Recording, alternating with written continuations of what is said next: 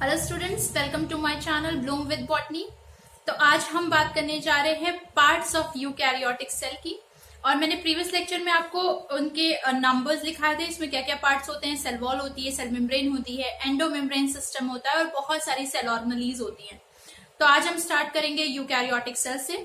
किसी भी eukaryotic cell में सबसे बाहर की जो लेयर होती है दैट इज सेल वॉल। अच्छा, एक बात कि सेल वॉल सभी यूकैरियोटिक सेल में नहीं होती।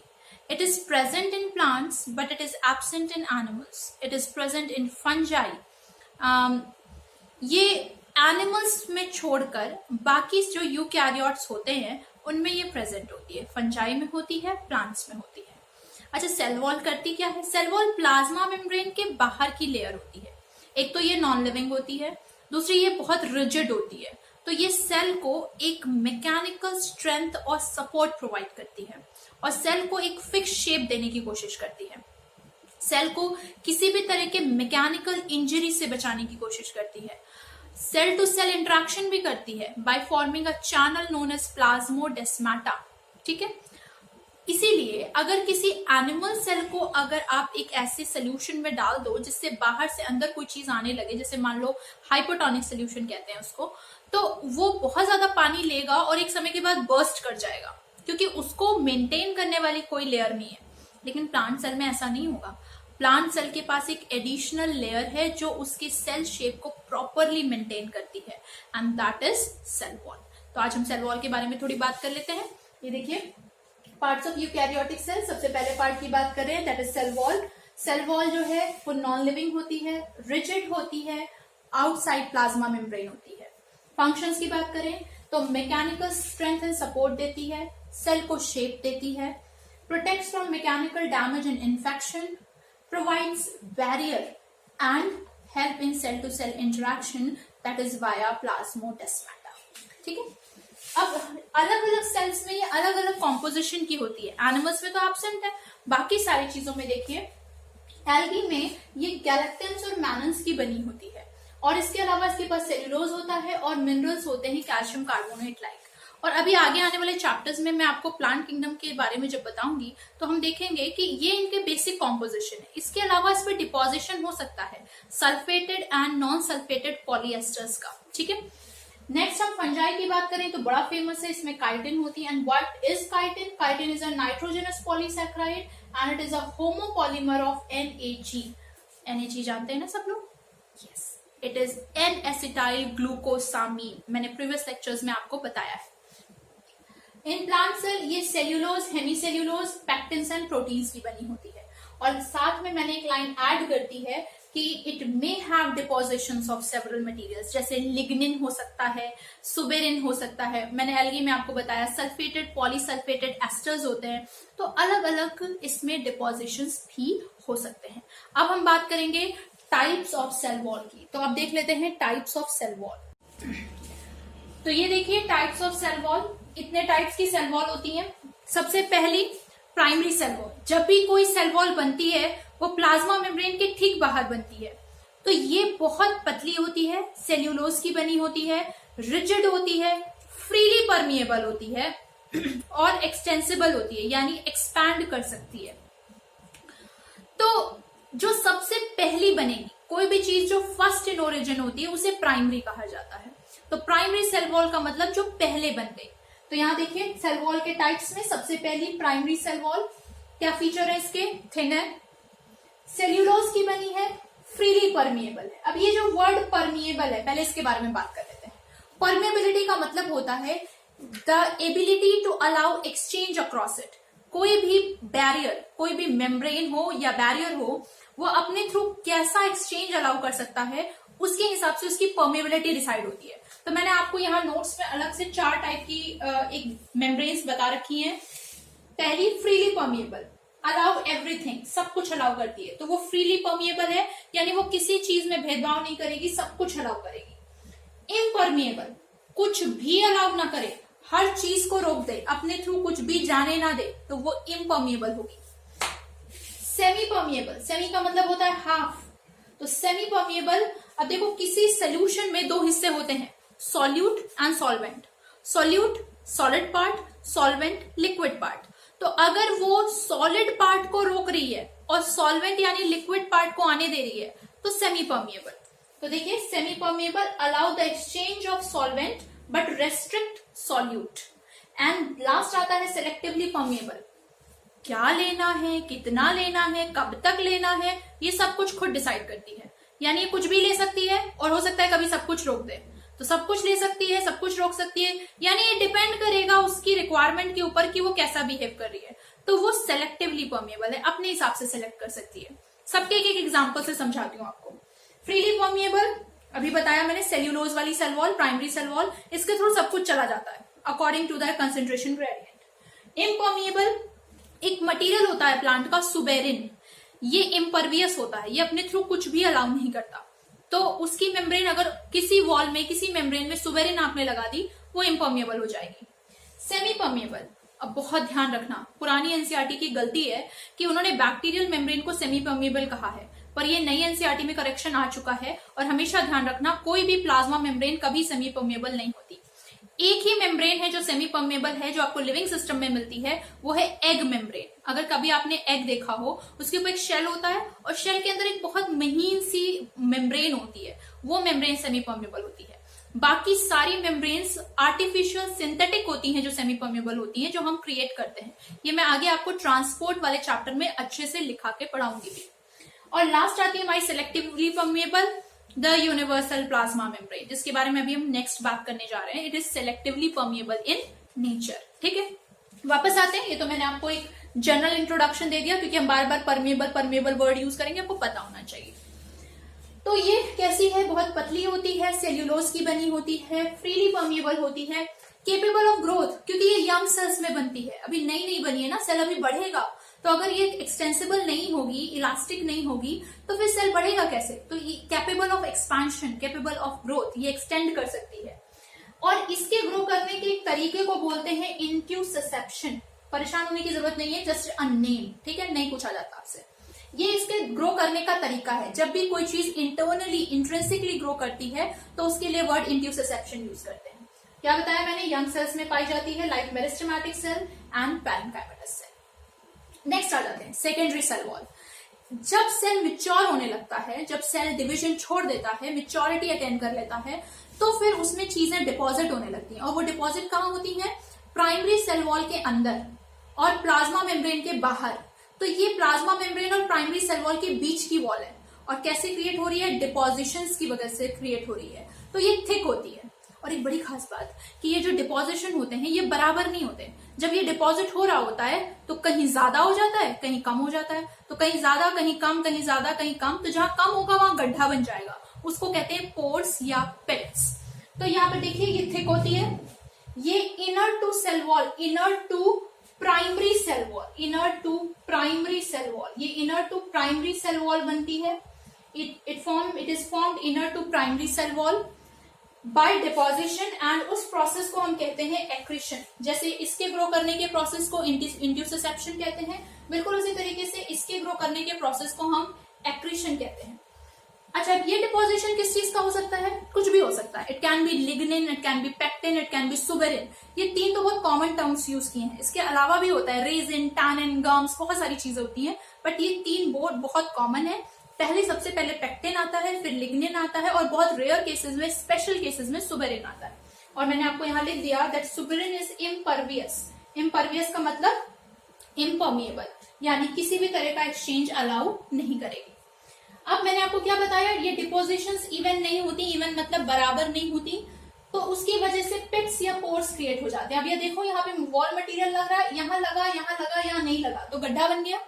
अब ये गड्ढे दो तरीके के हो सकते हैं, सिंपल पिट एंड बॉर्डर्ड पिट।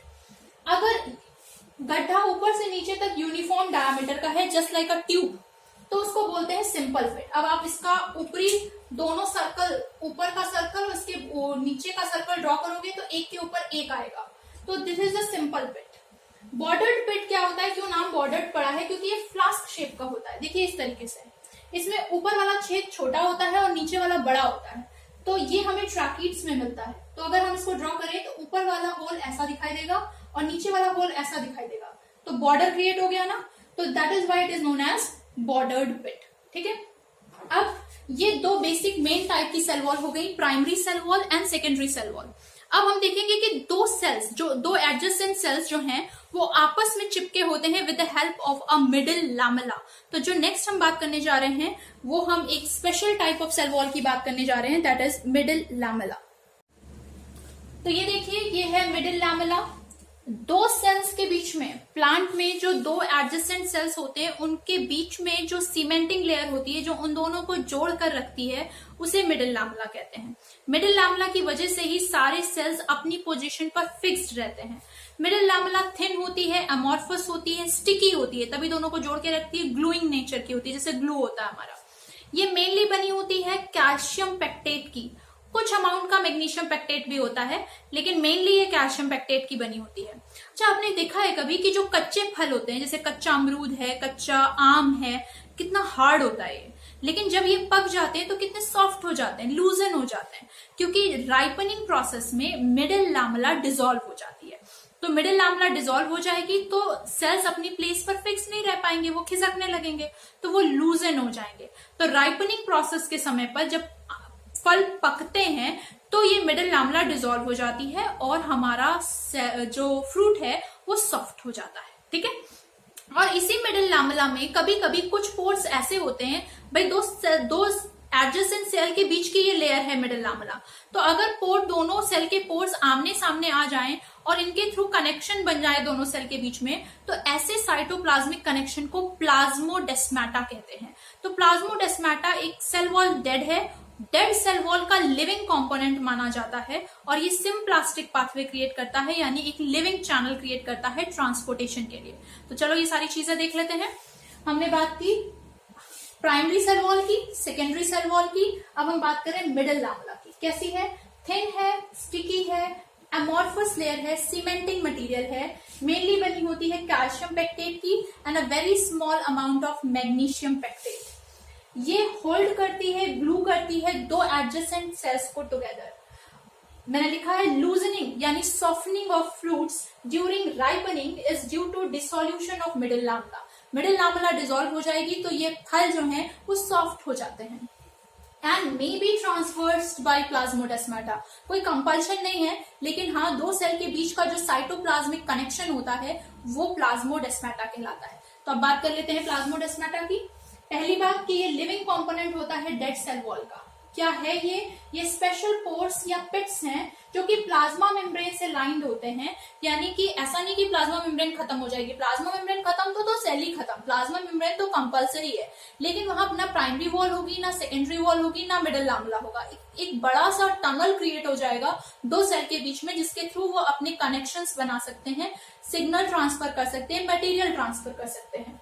तो ये फॉर्म करता है cytoplasmic connection between two sales.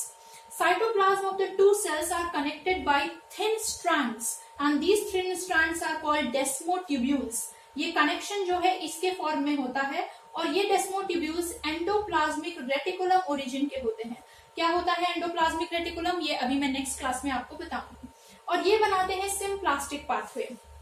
Plants में दो तरह के पाथवे होते हैं, एक होता है डेड पाथवे जिसको कहते हैं एपोप्लास्ट, जो कि सेल वॉल और इंटरसेलर स्पेसेस से होता है, और दूसरा होता है सिम्प्लास्ट जो कि लिविंग पाथवे होता है, और वो बनाते हैं प्लाज्मोडेस्माटा। मैंने यहाँ डायग्राम से समझाने की कोशिश की है। It is not a diagram of your NCERT, is not authentic diagram, it is just to clear you कैसे ये सब दिख रहा है। कि देखो ये दो सेल्स बनाए हैं मैंने प्लांट के, एक बाहर की जो थिन वॉल है that is primary cell wall, अंदर की जो थिक वॉल है जिसमें इवन डिपोजिशन नहीं है, कहीं कहीं छूट गया है, वो है सेकेंडरी सेल वॉल। जहां छूट गया है वो क्या हो गए हैं? पिट्स। दो सेल के बीच की जो लेयर है दैट इज मिडिल लैमेला, और जहां पर यहाँ एक कनेक्शन क्रिएट हुआ है दैट कनेक्शन इज प्लाज्मोडेस्माटा, और ये जो स्ट्रैंड्स इनके थ्रू जा रहे हैं that strands are desmotubules and these plasmodesmata are lined by plasma membrane. और ये वैक्यूल है, ये न्यूक्लियस है, साइटोप्लाज्म है। तो this is all about the cell wall and its types. अब हमारी जो नेक्स्ट लेयर आती है यूकैरियोटिक सेल की, वो एक यूनिवर्सल स्ट्रक्चर है and that is plasma membrane. तो अब हम बात करेंगे प्लाज्मा मेम्ब्रेन के बारे में। तो चलिए अब बात कर लेते हैं प्लाज्मा मेम्ब्रेन की या सेल मेम्ब्रेन की। तो मैंने आपसे क्या बताया कि प्लाज्मा मेम्ब्रेन या सेल मेम्ब्रेन एक यूनिवर्सल स्ट्रक्चर है।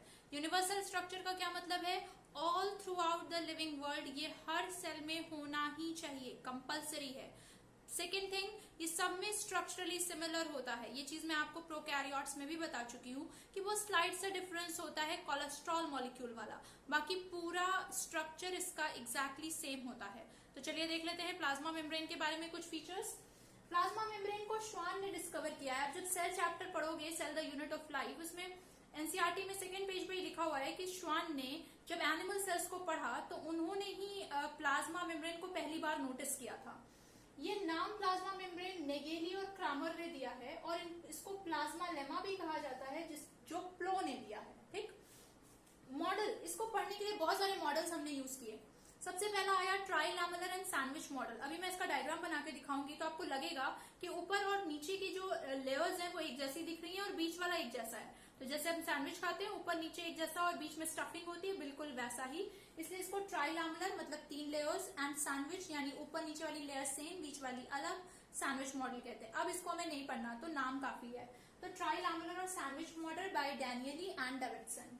दूसरा है यूनिट मेम्ब्रेन मॉडल। आपको अगर याद हो तो मैंने प्रोकैरियोट्स में बताया था कि उनमें वैक्यूल्स में, इंक्लूशन बॉडीज में या तो मेम्ब्रेन होती ही नहीं है या फिर होती है तो वो नॉन यूनिट मेम्ब्रेन होती है। ये यही यूनिट मेम्ब्रेन की बात हो रही है कि वो इस वाली यूनिट मेम्ब्रेन को फुलफिल नहीं कर रही थी, इसलिए उसको नॉन यूनिट मेम्ब्रेन कहा गया था। खैर, ये मॉडल भी अब डिस्कार्ड हो चुका है, इसको रॉबर्टसन ने दिया है।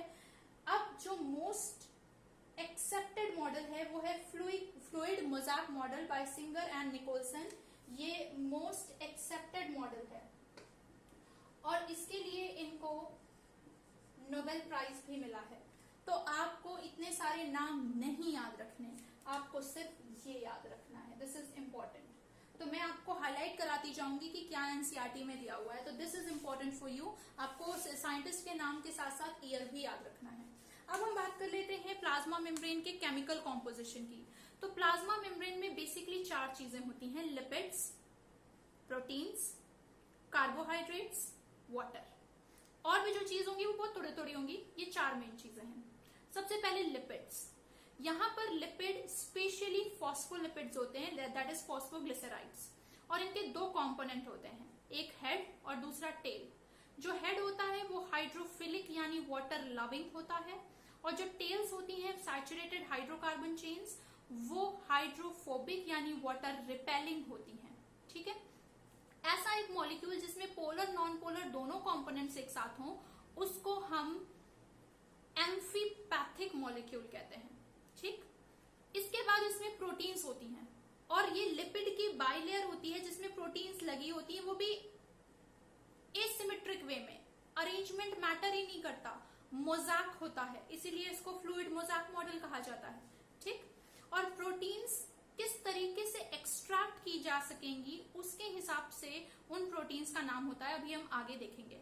तो पहले हम बात कर लेते हैं लिपिड्स की। ये बेसिकली लिपोप्रोटीनेशियस होती है और लिपिड इसमें कैसे होते हैं। तो केमिकल कॉम्पोजिशन की अगर बात करें तो मैंने आपको एक टर्म बताया दैट इट इज लिपोप्रोटीनेशियस, यानी मेन चीज इसमें जो है वो लिपिड है और प्रोटीन्स हैं। It is lipoproteinaceous. ठीक, लिपिड्स मेनली फॉस्फोलिपिड्स हैं, दैट इज फॉस्फोग्लिसराइड्स। ये फॉस्फोग्लिसराइड्स लेसिथिन, सिफेरिन, कोलेस्ट्रॉल कुछ भी हो सकते हैं, नाम आपको नहीं ध्यान रखना, लेकिन ये जरूर ध्यान रखना है, ये इंपॉर्टेंट पॉइंट है आपका कि ये फॉस्फोलिपिड्स होते हैं। इनके पास 2 पार्ट्स होते हैं, पोलर हेड होता है जो कि हाइड्रोफिलिक यानी वाटर लविंग होता है, इसलिए बाहर की तरफ होता है, एंड नॉन पोलर टेल्स होती हैं जो कि हाइड्रोफोबिक होती हैं, वाटर रिपेलिंग होती हैं, सैचुरेटेड हाइड्रोकार्बन चेन्स होती हैं, अंदर की तरफ प्रेजेंट होती हैं, और इस वजह से इसको एम्फीपैथिक कहते हैं। एम्फीपैथिक का मतलब होता है having both polar and non polar components. ठीक है, तो आगे हम नेक्स्ट कंपोनेंट की बात करने जा रहे हैं, दैट इज प्रोटीन्स। आगे देखिए केमिकल कॉम्पोजिशन में और क्या चीज है। केमिकल कॉम्पोजिशन में है प्रोटीन्स। प्रोटीन्स जो है वो लिपिड की बाइलेयर में एम्बेडेड होती हैं, इंटीग्रेटेड होती हैं, बरीड होती हैं, वो भी रैंडम पैटर्न में, इसीलिए मोज़ैक कहा जाता है। और कितने टाइप की प्रोटीन हो सकती है ये डिपेंड करता है कि उसको कितनी आसानी से निकाला जा सकता है। अगर उसको हम बहुत आसानी से निकाल सकते हैं, इसका मतलब वो सरफेस पे ही पड़ी हुई है, तो उसको हम एक्सट्रिंसिक या एक्सटर्नल प्रोटीन कहते हैं। और अगर वो पूरी मेम्ब्रेन में अंदर तक घुसी हुई है तो उसे इंटीग्रल, इंट्रिंसिक, एम्बेडेड प्रोटीन्स कहा जाता है। तो यहाँ देखिए ध्यान से, केमिकल कंपोजिशन में हम नेक्स्ट कंपोनेंट की बात करें, लिपिड के बाद आती है प्रोटीन्स। दो मेन कंपोनेंट, लिपिड, लिपोप्रोटीनेशियस। तो प्रोटीन्स क्या होती हैं? They are embedded in the lipid bilayer in the random pattern. Depending upon their ease of extraction, they can be of two types: extrinsic, external, peripheral proteins. They lie on the surface and can be easily removed. Example, spectrin. Intrinsic और integral, ये पूरा अंदर घुसी होंगी, partially और totally embedded और buried in the membrane. Some of them span throughout.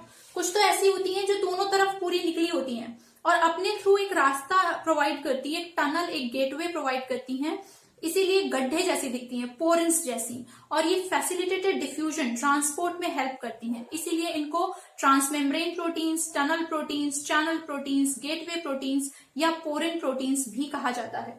तो they are partially और totally embedded. Some of them span throughout and form a tunnel और चैनल और gateway for facilitated diffusion, that is transport, and therefore they are known as transmembrane proteins और porin proteins. तो आगे मैं बार बार पोरेन proteins का नाम लूंगी। तो पोरेन प्रोटीन का क्या मतलब होता है? जिनके थ्रू ट्रांसपोर्ट हो सकता है। जितनी ज्यादा पोरेन प्रोटीन होंगी, मेम्ब्रेन उतनी ज्यादा परमिएबल होगी, उतने ज्यादा एक्सचेंज अलाउ करेगी। जितनी कम पोरेन प्रोटीन्स होंगी उतना कम एक्सचेंज होगा। अच्छा, इसके बारे में एक और बात जो यहाँ पे मैंने नहीं लिखी है, ये कि ये डिफिकल्ट होती है, इनको रिमूव करना बड़ा मुश्किल होता है। तो they are difficult to remove. इनका एक्सट्रैक्शन, इनका रिमूवल बड़ा ही डिफिकल्ट होता है। They are difficult to remove and their extraction requires,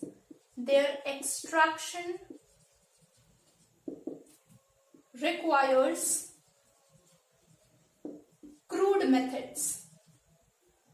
Their extraction requires crude methods like detergent treatments. ठीक है, तो ये सब इनके बारे में बात हो रही है कि ये डिफिकल्ट होती है रिमूव करने में, जबकि वो बहुत इजीली रिमूव हो जाती है। ये इनका एक्सट्रैक्शन रिक्वायर करता है crude methods like detergent treatments. तीसरा कंपोनेंट आता है कार्बोहाइड्रेट। मैंने आपको बताया था 4 कंपोनेंट होते हैं: lipids, proteins, carbohydrates and water. Carbohydrate किस फॉर्म में होता है? अगर वो प्रोटीन से जुड़ा हुआ हो तो ग्लाइकोप्रोटीन, अगर लिपिड से जुड़ा हुआ हो तो ग्लाइकोलिपिड्स। ये कुछ नाम लिखे हैं, कोई याद करने की जरूरत नहीं है। फोर्थ है वाटर। अब जो इंपॉर्टेंट नोट है, इसको सब लोग ध्यान रखिए कि ह्यूमंस की आरबीसी की प्लाज्मा मेम्ब्रेन को केमिकली स्टडी किया गया और हमें उसमें क्या मिला? Human plasma membrane of erythrocyte यानी RBC has approximately 52% proteins and 40% lipids. तो ये बहुत इंपॉर्टेंट फैक्ट है और ये बहुत ज्यादा पूछा जाता है, इसका हमको ध्यान रखना है। ठीक है, अब नेक्स्ट हम बात करेंगे इसके स्ट्रक्चर की, नेचर की और फंक्शन की। तो यहाँ देखिए प्लाज्मा मेम्ब्रेन का स्ट्रक्चर मैंने आपको पहले ही समझा दिया है कि प्लाज्मा मेम्ब्रेन लिपिड की बाइलेयर होती है जिसमें प्रोटीन्स एम्बेडेड होती है इन अ मोज़ैक पैटर्न। और ये जो लिपिड्स होती हैं इनमें क्वाजी फ्लूइड नेचर होता है। What is quasi fluid? Quasi fluid means semi fluid. भाई आप जानते हैं कि इस दुनिया में 3 स्टेट्स ऑफ मैटर है। कोई भी चीज 3 स्टेट में एग्जिस्ट कर सकती है: solid, liquid and gases. Gases में इंटरमोलिकुलर फोर्स इतना वीक होता है कि ये हैफिजार्ड जिगजैग मूवमेंट करती रहती हैं molecules. Liquid to and fro movement करते रहते हैं साइड बाय साइड, और सॉलिड अपनी जगह पे मीन पोजीशन पे वाइब्रेट करते रहते हैं क्योंकि उनमें इंटरमोलिकुलर फोर्स बहुत स्ट्रांग होता है। नाउ यहाँ इस केस में क्या हो रहा है कि इसका क्वाजी फ्लूइड नेचर है, सेमी फ्लूइड, यानी ये एकदम बह भी नहीं जाएगा फ्लूइड के जैसा और सॉलिड के जैसा इंटैक्ट भी नहीं रहेगा। ये सेमी फ्लूइड टाइप है। क्यों? क्योंकि अगर सॉलिड रहेगा तो सेल ग्रो नहीं करेगा और बह जाएगा तो सेल एग्जिस्ट नहीं करेगा। तो इसकी फ्लूइडिटी को भी मेंटेन रखना है और इसको पूरी तरह से सॉलिड भी नहीं करना है। तो वो नेचर इसको लिपिड्स देते हैं और इसकी फ्लूइडिटी को मेंटेन करता है कोलेस्ट्रॉल मॉलिक्यूल। ये मैं आपको पहले भी बता चुकी हूँ, इसीलिए कोलेस्ट्रॉल हमारे लिए बहुत जरूरी होता है। तो लिपिड्स के इस फ्लूइड नेचर की वजह से प्रोटीन्स जो हैं तो वो साइड बाय साइड मूव कर सकती हैं, तो उसकी वजह से ही ये फ्लूइड लगती है, इसीलिए इसका नाम फ्लूइड है। और प्रोटीन रैंडमली अरेंज्ड है, इसीलिए इसका नाम मोज़ेक है, इसीलिए इसको कहते हैं फ्लूइड मोज़ेक मॉडल। तो इस मूवमेंट को ही हम फ्लूइडिटी के टर्म्स में मेजर करते हैं। तो यहाँ देखिए लिपिड बाइलेयर है with embedded proteins in mosaic pattern. कैसा अपीयरेंस देता है? ऐसा लगता है प्रोटीन के आइसबर्ग जो हैं वो लिपिड के सी में फ्लोट कर रहे हैं। थिकनेस, एवरेज थिकनेस 75 एंगस्ट्रॉम होती है। मैं लिख देती हूँ, this is average thickness. Nature इसका क्वाजी फ्लूइड है। क्वाजी फ्लूइड या सेमी फ्लूइड नेचर लिपिड्स का अलाउ करता है प्रोटीन्स को कि ये ओवरऑल बाइलेयर में लेटरली मूव कर सके, साइड बाय साइड मूव कर सके, and this movement is measured in terms of fluidity. ठीक। Cholesterol molecule special fat molecule है जो मेम्ब्रेन को स्टेबलाइज करता है या कह लो उसकी फ्लूइडिटी को मेंटेन करता है। अब कुछ स्पेशल पॉइंट्स, प्रोटीन जो है वो साइड बाय साइड मूव कर सकते हैं, जैसे मैं इधर से इधर मूव कर रही हूँ, इधर से इधर मूव कर रही हूँ, ये साइड वाइज मूवमेंट कर सकता है, लेकिन अपसाइड डाउन नहीं हो सकता। जैसे मैं अपसर के बल नहीं खड़ी हो सकती, बिल्कुल वैसा ही protein upside movement upside down नहीं कर सकते, इसको फ्लिप फ्लॉप कहा जाता है।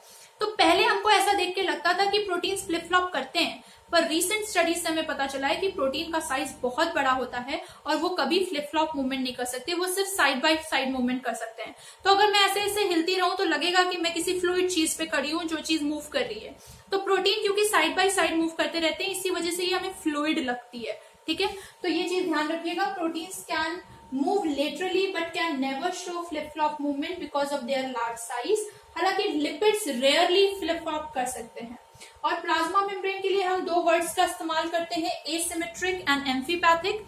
एसिमेट्रिक क्योंकि ये पैटर्न फिक्स नहीं है, मैंने आपको कहा रैंडम मोज़ेक पैटर्न है, और एम्फीपैथिक मैं पहले भी बता चुकी हूँ। एम्फीपैथिक वर्ड तब यूज करते हैं जब पोलर और नॉन पोलर दोनों कंपोनेंट्स यहाँ पे पाए जाते हैं। तो अब मैं इसी को मैं आपको डायग्रामेटिकली एक्सप्लेन करूंगी और फिर हम इसके फंक्शंस की बात करेंगे।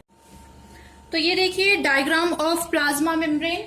जैसा कि मैंने आपको समझाया कि प्लाज्मा मेम्ब्रेन लिपिड की बाइलेयर है, तो देखिए यहाँ पे दो लेयर्स हैं लिपिड की, और अगर आप इमेजिन करने की कोशिश करो तो ऊपर वाला हेड सेम, नीचे वाला हेड सेम, बीच वाला सिमिलर, इसीलिए इसको सैंडविच मॉडल कहा गया था। फिलहाल हम फ्लूइड मोज़ेक मॉडल पे फोकस करते हैं। ये लिपिड की बाइलेयर है, आपको लिपिड दिख रहा है। एक लिपिड को फोकस करो तो एक लिपिड में दो पार्ट है, एक पोलर हेड है, एक नॉन पोलर टेल है, ये दोनों मिलकर बन रहा है फॉस्फोलिपिड। और ऐसे दो फॉस्फोलिपिड्स हैं, यानी बाइलेयर्ड है। ठीक है, और इस बाइलेयर्ड में आपको दिख रहा है कि प्रोटीन्स लगी हुई हैं, और प्रोटीन्स कितनी तरह की है, एक एकदम ऊपर लगी हुई, इसको निकाल सकते हो आप आराम से, इसको कहते हैं एक्सट्रिंसिक या पेरिफेरल प्रोटीन। दूसरी पूरी अंदर एम्बेडेड है, इसको हमने क्या कहा, इंट्रिंसिक या इंटीग्रल प्रोटीन। एक प्रोटीन देखो स्पेशल टाइप की जो दोनों तरफ स्पैन आउट कर रही है और बीच में से हॉलो है, जैसे स्प्रिंग होती है, और अपने थ्रू अलाउ करती है मूवमेंट ऑफ मॉलिक्यूल्स, इसीलिए इसको हम टनल प्रोटीन, पोरिन प्रोटीन या गेटवे प्रोटीन कहते हैं, और ये ट्रांसमेम्ब्रेन प्रोटीन कहलाती है। इसके ऊपर देखिए कार्बोहाइड्रेट की साइड चेन्स हैं, तो क्योंकि ग्लूकोज यानी ग्लाइको प्रोटीन के ऊपर लगा है, इसीलिए इनको ग्लाइकोप्रोटीन्स कहते हैं। स्पेशल फैट मॉलिक्यूल्स हैं, दोज आर कोलेस्ट्रॉल मॉलिक्यूल्स, जो इसकी मेम्ब्रेन की स्टेबिलिटी को मेंटेन करेंगे। And this is fluid mosaic model.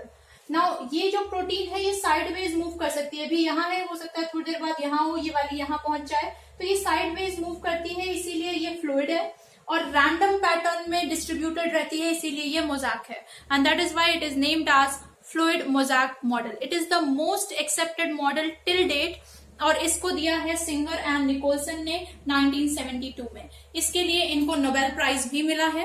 और अब हम देखेंगे कि प्लाज्मा मेम्ब्रेन क्या क्या काम कर सकती है। तो let's see the functions of plasma membrane. तो ये देखिए फंक्शंस ऑफ प्लाज्मा मेम्ब्रेन। क्योंकि प्लाज्मा मेम्ब्रेन फ्लूइड नेचर की होती है, इसी वजह से ये बहुत सारे काम कर सकती है। ये सेल को ग्रो करने में हेल्प कर सकती है, सेल के डिविजन में हेल्प करती है, सिक्रीशन यानी रिमूवल में हेल्प करती है, इसको एक्सोसाइटोसिस कहते हैं, और इनटेक सेल के अंदर सामान लेने में हेल्प करती है, उसे एंडोसाइटोसिस कहते हैं। इंटरसेलुलर जंक्शंस बनाती है प्लाज्मोडेस्माटा, उसमें प्लाज्मा मेम्ब्रेन की लाइनिंग होती है, और transport of molecules across it, अपने थ्रू मॉलिक्यूल्स अलाउ करती है, एक्सचेंज करती है, ट्रांसपोर्ट करती है। और पहले मैं बता चुकी हूँ कि प्लाज्मा मेम्ब्रेन सेलेक्टिवली या डिफरेंशियली परमिएबल होती है, मतलब क्या लेना है, कितना लेना है, कब तक लेना है, ये सब कुछ वो खुद डिसाइड करती है, खुद सेलेक्ट करती है, इसीलिए वो सेलेक्टिवली परमिएबल कहलाती है। अच्छा, ये जो मूवमेंट होता है मॉलिक्यूल्स का, ये इतने टाइप का होता है। अगर इनटेक हो रहा है तो उसे एंडोसाइटोसिस कहते हैं। अगर आप सॉलिड पार्टिकल्स कर रहे हैं इनटेक तो फेगोसाइटोसिस, इसको सेल ईटिंग कहते हैं। अगर लिक्विड ड्रॉपलेट्स अंदर आ रही हैं तो उसे पाइनोसाइटोसिस और सेल ड्रिंकिंग कहते हैं। और अगर चीजें सेल से बाहर जा रही हैं, रिमूव की जा रही है, तो उसे एक्सोसाइटोसिस, जिसको हम सेल वॉमिटिंग या ईफैगी भी कहते हैं। तो ये काम होते हैं प्लाज्मा मेम्ब्रेन के। फर्दर ये जो मॉलिक्यूल्स का ट्रांसपोर्ट है, ये कंसंट्रेशन ग्रेडियंट और एनर्जी डिपेंडेंट भी होता है, और इसके लिए हम यूज करते हैं word active transport and passive transport. तो अब प्लाज्मा मेम्ब्रेन के अक्रॉस कैसे एक्टिव पैसिव ट्रांसपोर्ट होता है इसको देख लेते हैं। तो ये देखिए, types of transport depending upon the concentration gradient and energy required. अगर high concentration to low concentration काम हो रहा होता है तो अपने आप हो जाता है, उसे एनर्जी की जरूरत नहीं पड़ती है, तो उसे पैसिव कहते हैं। और अगर लो से हाई की तरफ जाता है, कम से ज्यादा की तरफ जाता है, तो उसे ढकेलना पड़ता है, तब उसे एनर्जी की जरूरत पड़ती है, और उसे एक्टिव ट्रांसपोर्ट कहते हैं। इसको मेम्ब्रेन प्रोटीन की जरूरत पड़ भी सकती है, नहीं भी पड़ सकती है। It is a long concentration gradient downhill movement.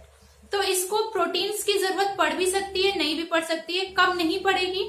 जब ये सिंपल डिफ्यूजन होगा। सिंपल डिफ्यूजन में न्यूट्रल सॉल्यूट्स जाते हैं, और जब न्यूट्रल सॉल्यूट्स जाते हैं तो उसे किसी मेम्ब्रेन प्रोटीन की जरूरत नहीं पड़ती है। और अगर इसमें हाइड्रोफोबिक मॉलिक्यूल्स जाएंगे तो इसको टनल प्रोटीन की जरूरत पड़ेगी, ट्रांसमेम्ब्रेन प्रोटीन की जरूरत पड़ेगी, जैसे ऑस्मोसिस में पानी जाता है, ठीक। और यहां पर इसको हमेशा मेम्ब्रेन प्रोटीन की जरूरत पड़ेगी, and those membrane proteins are carrier और पंप प्रोटीन्स। तो इसको ध्यान से देख लीजिए।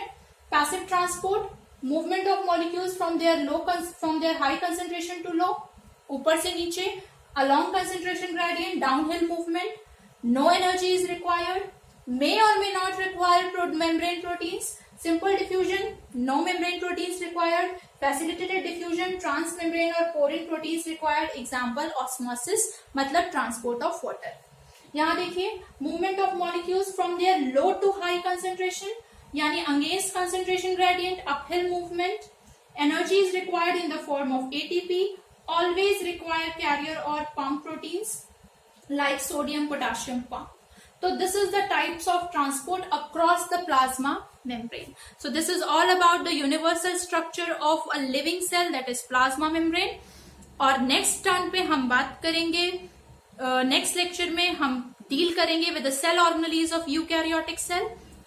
अगर आपको इस लेक्चर में कोई भी प्रॉब्लम हो, कोई भी डाउट हो, कुछ ऐसा हो जो ना समझ में आया हो, तो प्लीज मुझे कमेंट बॉक्स में बताइए। और अगर आपको ये वीडियो अच्छा लगा हो, समझ में आया हो, तो इसे लाइक कीजिए, शेयर कीजिए और सब्सक्राइब कीजिए। Thank you.